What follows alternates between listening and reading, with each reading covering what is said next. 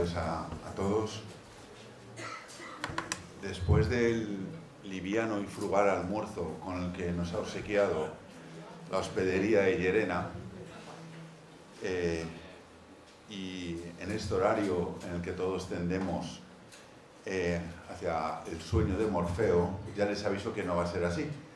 Y no va a ser así por las muy interesantes ponencias que tenemos a continuación, por dos ilustres investigadores y profesores, además de las dos posteriores a este panel que vamos a iniciar en este momento.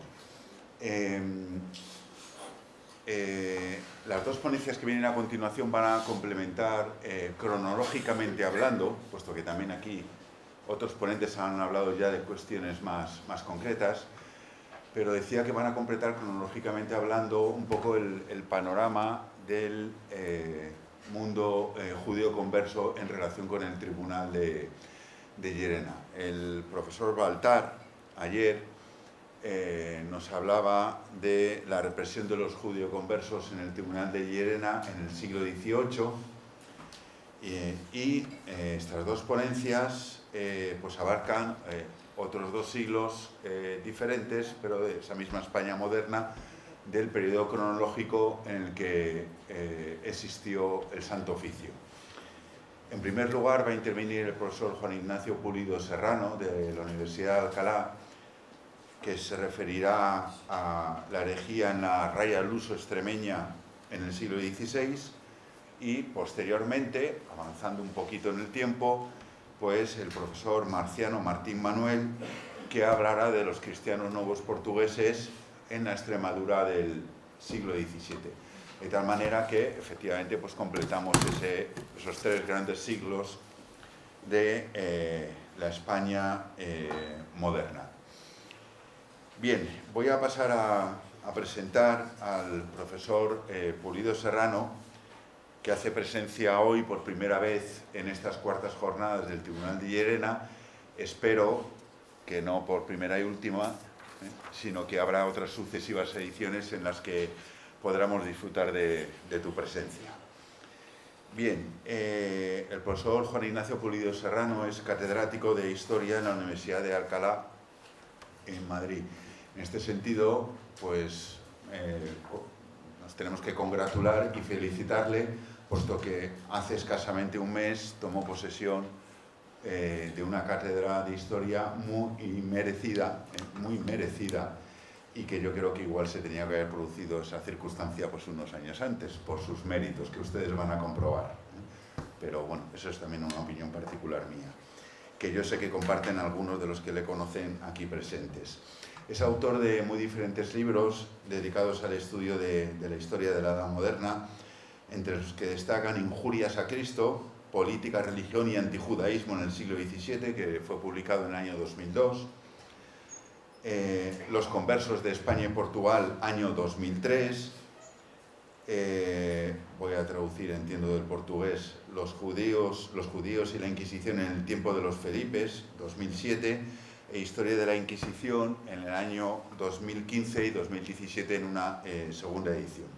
Es también editor y coordinador de numerosos libros, por ejemplo, Más que negocios, Simón Ruiz, un banquero español del siglo XVII entre las penínsulas ibérica e italiana, año 2017, Los conversos y los moriscos en la Edad Media española, año 2015, La Inquisición vista desde abajo, Testificaciones de gente corriente ante el Santo Oficio, 2020, que tuvo el buen gusto de regalarme hace un año, y realmente es un magnífico libro que trata la realidad de la calle de la Inquisición, y uno último publicado en la Fundación Universitaria Española en el año 2021, que lleva por título Juan de Ávila, Unicus e Múltiples, una visión multidisciplinar. Asimismo, el profesor Pulido es el director del Instituto Universitario de Investigación en Estudios Medievales y del Siglo Oro Miguel de Cervantes, de la Universidad de Alcalá. A todos estos méritos, que podríamos añadir muchísimos más, pues yo tengo que añadir otros dos. Uno, que es un magnífico investigador. Un investigador de los que van a los archivos, cosa que es muy importante. Él es una rata de biblioteca, porque es así, y de ahí pues, sus trabajos. Y una segunda cosa que tengo que añadir y que, bueno, pues que lo he acreditado, comprobado, que no tenía que comprobar nada, he puesto que tenía otras referencias. Mi querido amigo Juan Ignacio, pues es una magnífica persona, lo cual, y no lo digo porque está aquí presente, sino que otras personas que me han escuchado hablar de él, pues también me lo han escuchado y no estando él presente. Y eso también para mí es muy importante. Pues bien, dejo en el uso de la palabra al profesor Pulido. Su ponencia lleva por título, la tienen creo que ahí ya colgada, La herejía en la raya luso-extremeña durante el siglo XVII, los cristianos nuevos portugueses. Pues cuando quieras, Juan Ignacio.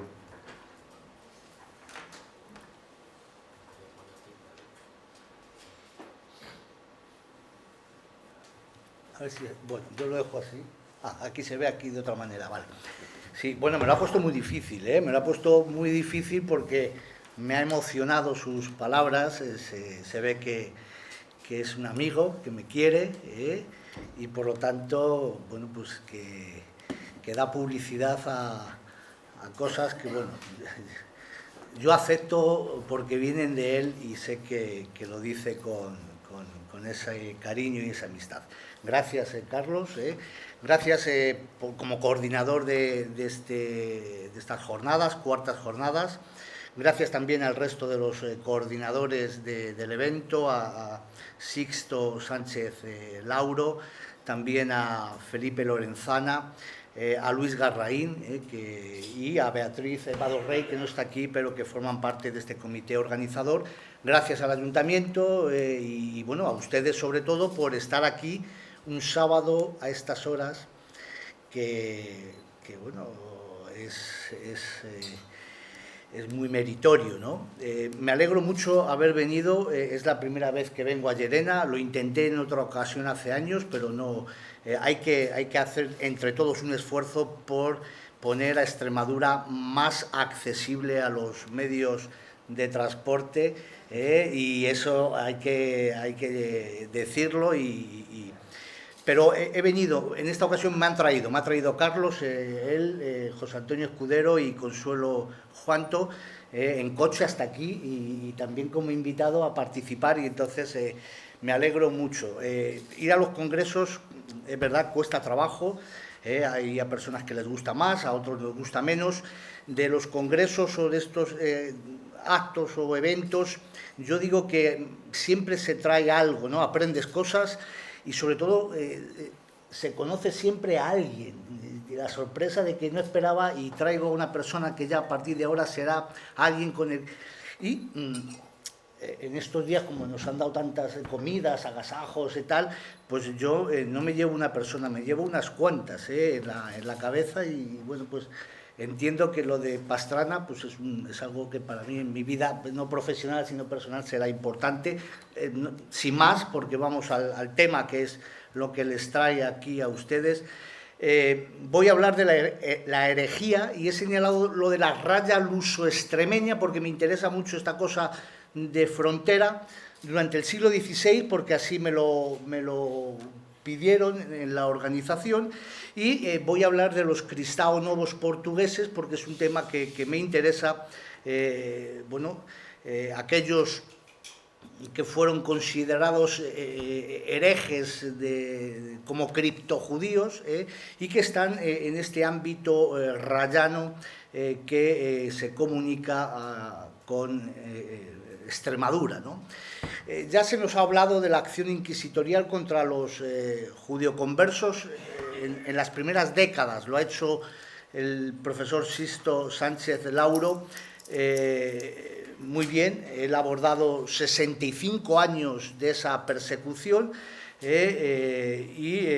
bueno, una persecución con tintes masivos y de brutalidad, como nos describí ayer, y bueno, luego se habló del asunto para el siglo XVIII, y mi compañero aquí en la mesa, mi admirado marciano Herbás, va a hablar del siglo XVII. Y Bueno, yo voy a hacer una cosa más, digamos, humilde, porque si Sisto habló para esa, digamos, ese tiempo largo de más de medio siglo, yo me voy a centrar en una docena de años, si acaso una década y media, ¿no?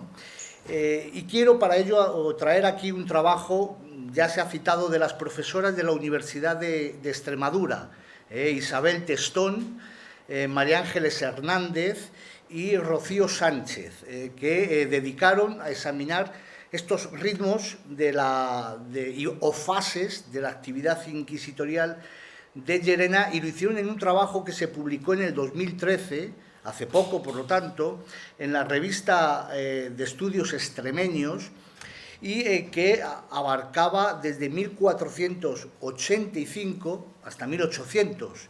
Es un trabajo muy serio, lo que está publicado es, digamos, las conclusiones, pero yo lo he utilizado como lo hemos utilizado aquí, y es una referencia que creo que hay que señalar.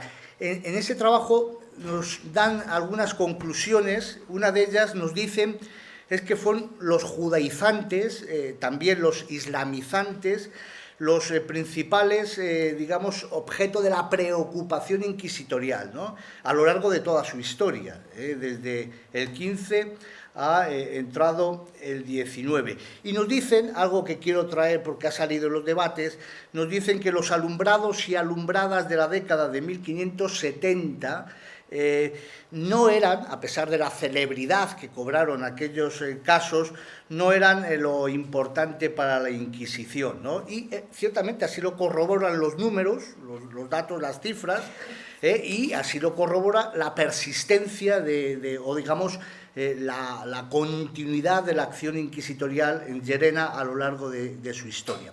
Pero si esto es cierto, en mi opinión, la cuestión alumbrada, no voy a hablar de ello, pero quiero señalar que tuvo consecuencias, y digo que es mi opinión, de mayor alcance en lo que se refiere al menos a la política inquisitorial y a la política religiosa en los tiempos de Felipe II.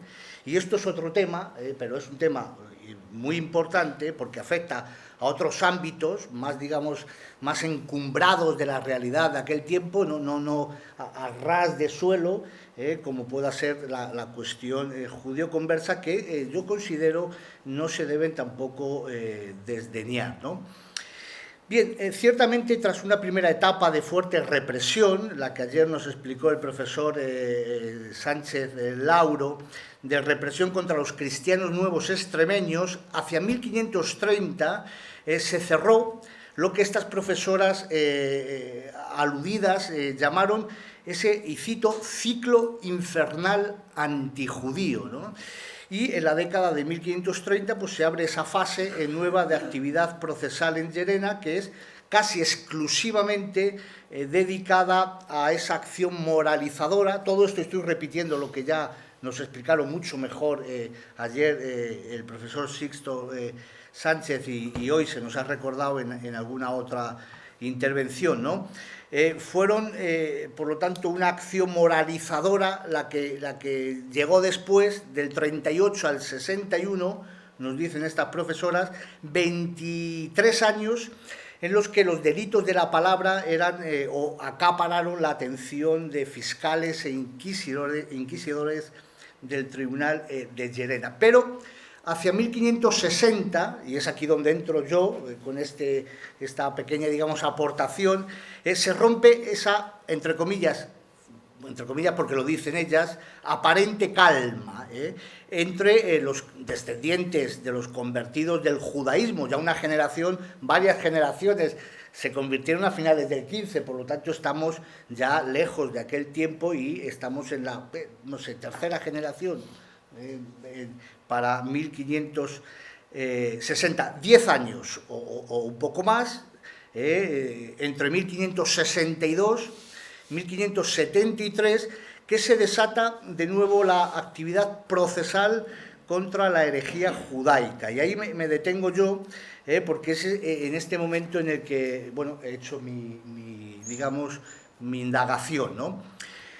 Si nos centramos en el tema que yo propongo en el título, la herejía judaizante de los cristianos nuevos portugueses de Llerena, procesados en el tribunal de Llerena, creo que hay que hacer tres advertencias al menos, ¿no?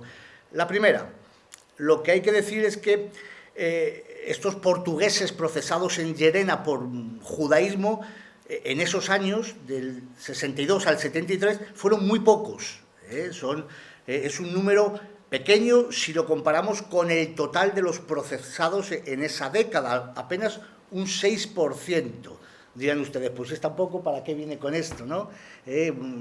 Bueno, a veces lo pequeño, lo poco, lo escaso, tiene su relevancia y puede tener su interés en el análisis de los problemas, ¿no? En segundo lugar, habría que advertir que la presencia de los cristaos novos en el tribunal de Llerena se refiere a portugueses que son naturales de las localidades fronterizas y que se avecindaron en las localidades extremeñas que eran también fronterizas. Estamos, por lo tanto, al margen de la cuestión religiosa, en un asunto que nos habla del flujo migratorio transfronterizo, que es propio y característico de estos territorios de frontera como de cualquier otro, ¿no? Y en tercer lugar, y muestro este mapa, este mapa es el mapa, esto es un estudio cartográfico que salió en el 2024, o sea, muy reciente. Es una cartografía eclesiástica de España, histórica. Es muy interesante porque tenemos un gran déficit en el campo de la historia, que nos faltan mapas, en este caso los mapas eclesiásticos, y este que Jesús Burgueño aporta en su atlas, bueno, al menos la imagen ya es muy elocuente, está comprendido ahí en colores los obispados y territorios de Santiago y de Alcántara, que componen ahí al otro lado, en blanco y negro, un distrito que ya conocen ustedes de sobra, el distrito de Llerena, ¿no? La línea fronteriza entre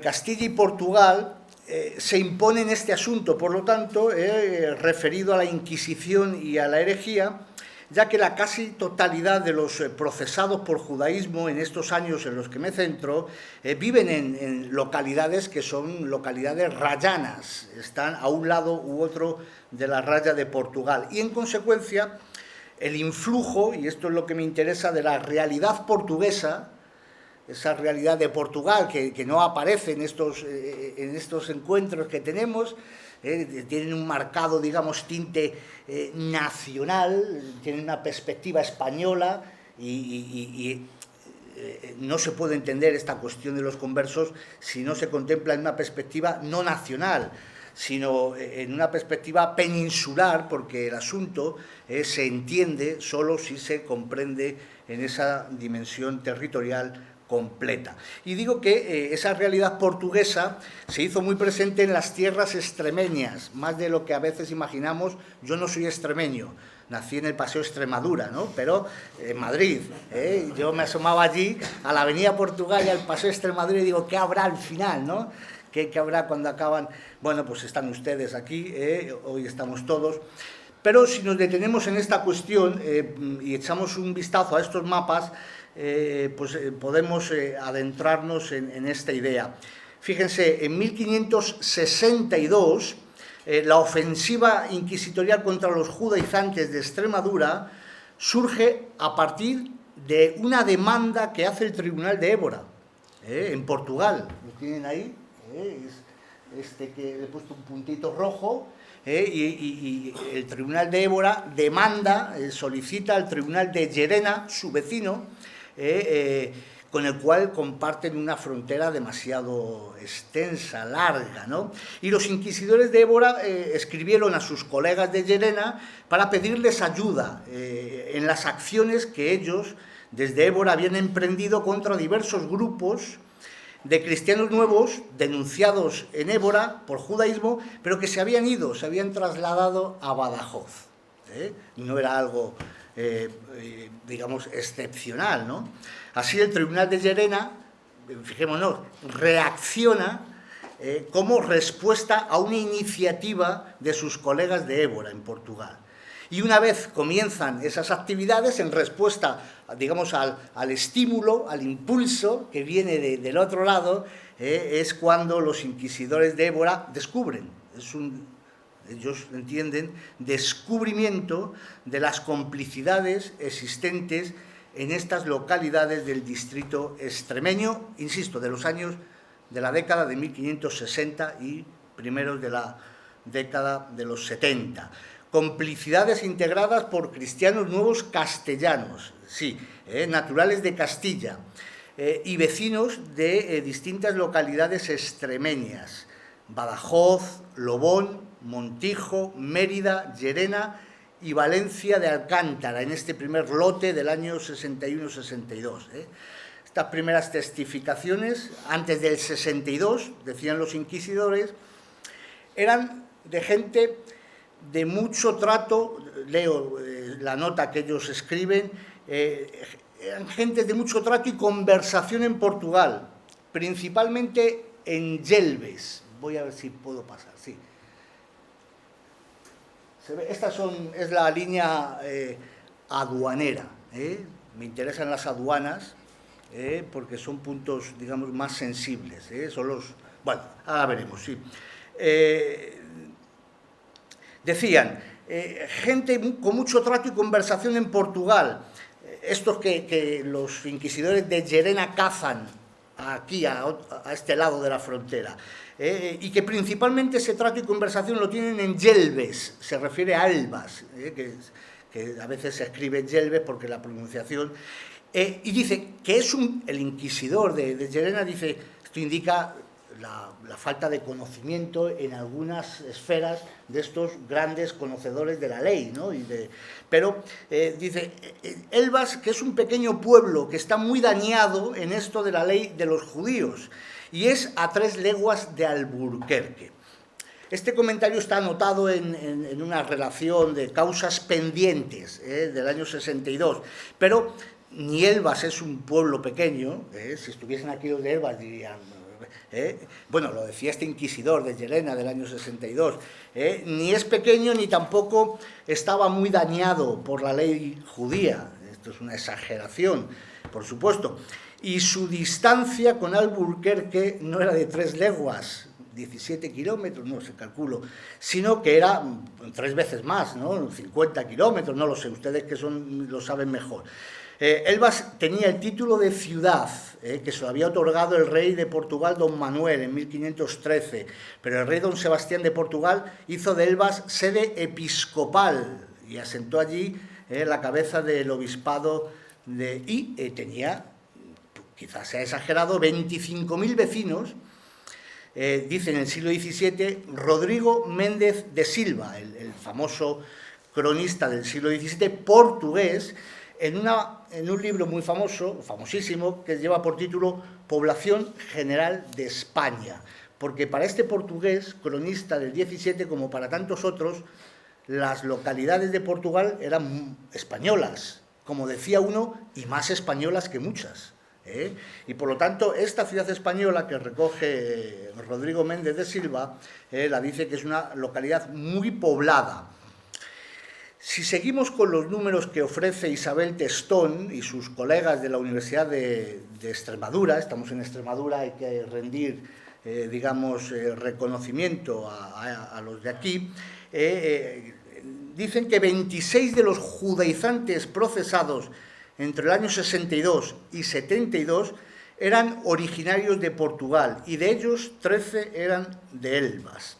Por lo tanto, muy pocos portugueses, en realidad, si los comparamos con ese número total de reos procesados por judaizar en esa década, que son entre 300 y 400, según tomemos la cifra de unos autores u otros, ¿no?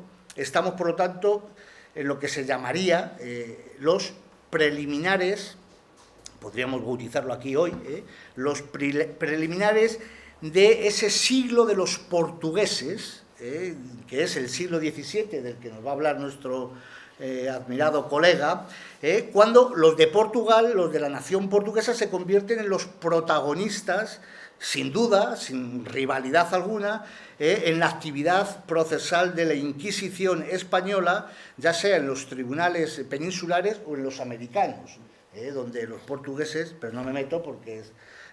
No obstante, pese a este número exiguo de reos portugueses, y esto es lo que yo quiero resaltar, su presencia nos advierte ya de algo que yo considero importante. No solo ese procedente, tenemos ya el primer segundo de ese fenómeno, de ese gran siglo, más de 100 años, donde el portugués es el objeto de la persecución de la Inquisición española, sino que lo que está ocurriendo en Llerena, ya en esos momentos, como va a ocurrir en otros tribunales, en ritmos cada uno particular, pero al final todos componiendo un único ritmo o tendencia, es que la situación vivida en Portugal va a tener una influencia muy destacable en las actividades procesales de los tribunales españoles, y muy concretamente en lo que se refiere a la actuación frente al criptojudaísmo y estos cristianos nuevos. En el caso de Llerena, lo que nos pone en evidencia, por lo tanto, es estas relaciones, influjos que se generan desde Portugal y que atraviesan la frontera para adentrarse en territorio castellano. Fíjense, si la Inquisición portuguesa y por lo tanto la persecución en Portugal de los convertidos, empezó muy tarde en Portugal, es una consecuencia de la influencia española, que presiona sobre Portugal para que funden una Inquisición allí, costó, y una vez, digamos, la insuflan de ánimo para que esa Inquisición en Portugal persiga criptojudíos, presumiblemente o presuntamente, ahora, a mediados del siglo XVI, lo que está ocurriendo es lo contrario, es desde Portugal que se está influyendo sobre la Inquisición española para que actúe en un sentido. Esto es interesante porque, bueno, lo que se está creando es un sistema compacto, con una lógica interna de realimentación muy interesante para el análisis histórico, ¿no? Pero sigamos con los números, ¿no?, relativos a esta cuestión y advertir esto que decía el historiador portugués. Los números son detestables por su frialdad, no solo porque la investigación, los números pues no lucen demasiado, ¿no?, y cuesta mucho llegar a ellos, pero no nos dejan ver lo que hay detrás, que son cuestiones humanas, que los números no nos... Pero vale para ver la dimensión de las cosas, porque sin esos números nos faltaría una percepción suficiente de cuál es la dimensión de cualquier problema. Estas profesoras a las que me he referido nos dicen que en 18 años, los que van del 62 al 80, se procesaron en Llerena 416 individuos acusados de judaizar. Vemos que es una cantidad ya pequeña en comparación con lo que había ocurrido, como se nos explicó, en décadas anteriores. Y que la mayoría de esos 416 se comprenden en un arco pequeño del 66 al 73. Y el detalle nos indica el ritmo que estaba cobrando la represión en esa década. En total, en todo el siglo XVI, se condenaron 908 reos en el Tribunal de Llerena por judaizantes, 900, frente a más de 5.000 que son los reos procesados por distintas causas. Y de estos, de los procesados por judaísmo, 55 fueron relajados, 19 en persona, 36 en estatua. Si vamos con las cifras, Si vamos con las cifras, traigo aquí las de Miguel Ángel Chamocho, ¿no? Chamocho. Miguel Ángel Chamocho no tengo el gusto de conocerlo, pero he leído su trabajo y él nos da un dato para estas fechas de 337 reos. Lo han publicado aquí en las actas de estas jornadas. Yo he recurrido a los datos de Ignacio Panizo, que bueno, es muy conocido, fue el responsable de la sección de Inquisición durante muchos años en el Archivo Histórico Nacional, ahora es el responsable del archivo de la Biblioteca Nacional de España, en Madrid, y él sigue trabajando en un proyecto en el que me permite que le ayude, que es un proyecto que tiene como objetivo informatizar totalmente esa serie documental de los archivos inquisitoriales, que son las series de relaciones de causas. Es una pieza muy interesante y que yo creo que todavía se trabaja con ella, pero no hay una utilización sistemática en todas sus posibilidades, y esto es lo que Ignacio lo tiene ya muy avanzado, está ya digamos, casi al término de un proyecto en el que lleva, no sé, 25 años. Sí. Nos dice Ignacio Panizo, todo esto para decir que hay 332 reos castigados por judaizar entre el año 63 y 73, en esa década. Pero bueno, pasamos de estas cifras, decía, frías, no dejan ver el drama humano que hay, ni tampoco nos permiten ver matices, ya no solo la cuestión humana, sino algunos matices que se escapan en los datos numéricos, ¿no? Pero si pasamos de las cifras a la geografía, vamos a ver que esta represión, decía al principio, se concentra en un puñado de localidades, ¿no? Y es aquí cuando yo creo con este mapa, es un mapa del Archivo Histórico, ¿no?, de Simancas, un mapa francés, pero me gustaba porque es mapa de España, se le saca este trocito, tiene buena resolución, y vemos que aquí están señaladas, yo he pintado en azul, las localidades castellanas extremeñas que tienen reos por judaísmo en esa década, ¿no? Es un pequeño grupo de lugares, villas, lo que contrasta con la extraordinaria extensión territorial que abarca la jurisdicción de Llerena. Me permiten, voy a intentar no marearles, pero ven el distrito, que es de una extensión extraordinaria, y aquí estamos en una franja. En esta cuestión muy destacable que señalaba el profesor Sisto Sánchez Lauro ayer, de cómo el tribunal ayuda a ir reconfigurando el territorio. Esto es una cosa muy interesante, esta acción que tiene el tribunal de actuar sobre el territorio y manipular ese territorio para que vaya adquiriendo una configuración particular. Y esto, para este momento, también, digamos, ocurre, siguiendo esa idea.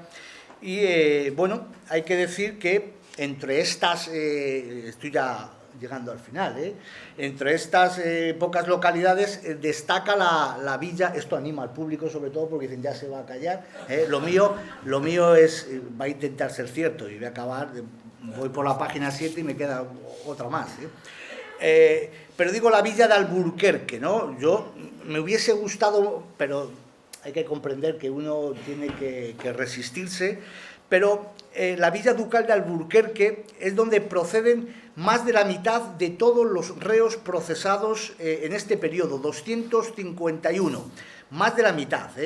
Estamos, por lo tanto, viendo que el epicentro de esta década en su represión toma esta villa ducal, y esto le da su interés, ¿no? Alguna cosita, además de Alburquerque, Badajoz, el Montijo, Lobón, Mérida, Alcántara, Valencia de Alcántara, San Vicente de Alcántara, Fregenal y Llerena. Y como puede comprobarse, todas estas localidades, salvo Mérida y Llerena, todas son localidades fronterizas con Portugal. Y además todas ellas, salvo Mérida y Llerena, todas son pasos aduaneros. Son lo que en la época se llaman los puertos secos entre Castilla y Portugal, que así se denominan entonces, ¿no?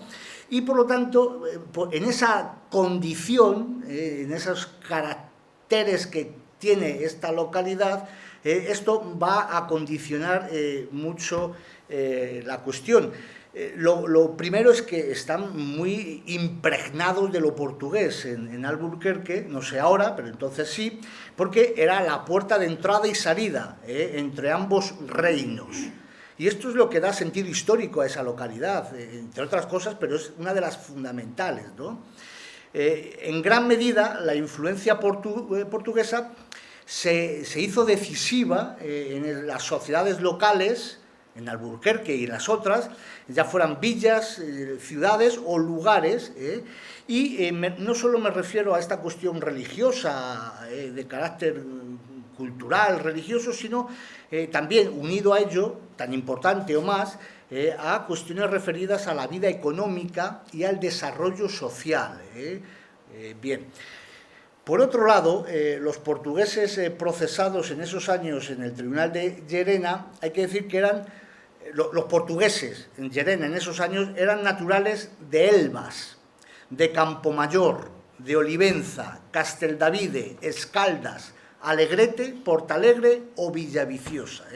Como vemos, no las he señalado porque digo, si no va a parecer es una especie de verbena, ¿no? Tanto, pero son las que están, digamos, con las que se podrían hermanar. Si ya, a lo mismo ya están hermanadas y yo no lo sé, pero son localidades que están en la historia estrechamente vinculadas. Aparece registrado esto en esta cuestión, ¿no? Son pues, localidades fronterizas, rayanas, y desde ellas, desde las de Portugal, se habían trasladado estos portugueses a las localidades castellanas vecinas. Hablamos, por lo tanto, de movimientos migratorios de corto recorrido, que no son los únicos. Están actuando, digamos, en esa primera capa sobre o por debajo de otros movimientos migratorios simultáneos que están ocurriendo desde Portugal a otros ámbitos de la monarquía y que son de medio o largo alcance, como los trenes, ¿no? Y de alta velocidad, o como los de aquí, de poca velocidad, ¿no? Y por lo tanto no resulta extraño que los denunciados por judaizar, algunos de ellos huyeran a sus localidades, los de Portugal a Extremadura, los de Extremadura a Portugal, y los que se fueron a Portugal huyendo, pues fueran apresados allí y devueltos aquí a Llerena para ser procesados. Y otros, los que tuvieron más suerte, pues consiguieron escapar y desaparecer en tierras portuguesas. ¿Me queda un minuto? Sí. Sí. Entre los apresados cuando escapaban de Alburquerque había zapateros, muchos zapateros, como los de Serpa en Portugal, que fueron atrapados y castigados en el auto de fe de 1571.